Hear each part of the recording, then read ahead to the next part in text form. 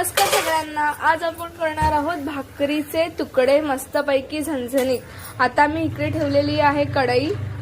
ठीक आहे. माझी मम्मी आता मी टाकले तव्यामध्ये मस्तपैकी तेल.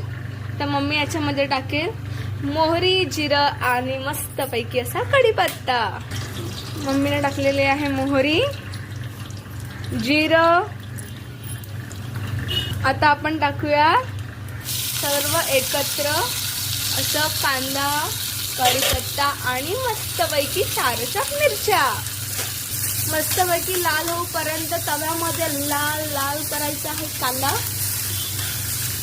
माझी मम्मी हसते. तेल थोडंसं कमी पडलं म्हणून माझी मम्मी ऍड करत त्याच्यामध्ये थोडंसं तेल.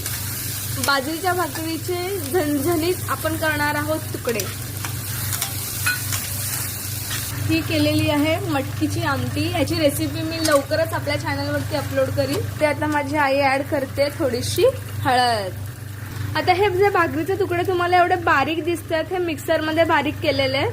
तर आपण टाकूया कढईमध्ये.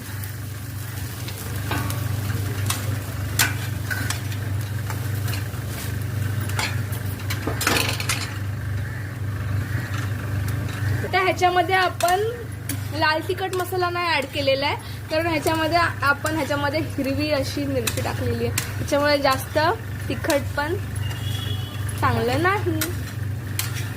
काल मस्तपैकी मी आज छावा पिक्चर बघून आलेले आहे. माझ्या सर्व सबस्क्रायबरला मी विनंती करते की त्यांनी छावा पिक्चर आवर्जून बघावा. मम्मी कसा होता छावा पिक्चर? एकदम छान. येस, पूर्ण हाऊसफुल पिक्चर होता. ही आहे माझी आजी. आई, छावा पिक्चर कसा होता? Best call, best. हसते. याच्यामध्ये मी टाकलेलं आहे आता मीठ. माझी मम्मीचा स्वयंपाक बघा, हिने टाकलं याच्यामध्ये कांद्याचं टलफार.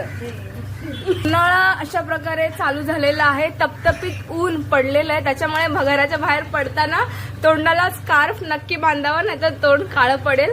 आणि कडक ऊन आपल्या त्वचेसाठी जराही चांगलं नसतं. फेस आपला टॅन होतो. इथे झालेलं आहे आपलं भाकरीचे तुकडे. अच्छा, हे आहेत माझे पप्पा. पप्पा हाय बोला. पप्पा हाय हाय बोल. हा आहे माझा भाऊ. त्यामध्ये आपण ठेवलेली आहे बारीक कोथिंबीर, जी आपण त्याच्यामध्ये ऍड करूया. याच्यामध्ये ऍड करते मस्तपैकी शेंगदाण्याचं बारीक कूट. माझी मम्मी एक नंबर सुगरण आहे. ती मस्त मस्त पदार्थ बनवते. मी लवकरच आपल्या YouTube चॅनलवरती अपलोड करत राहीन. तुमची साथ, तुमचा प्रेम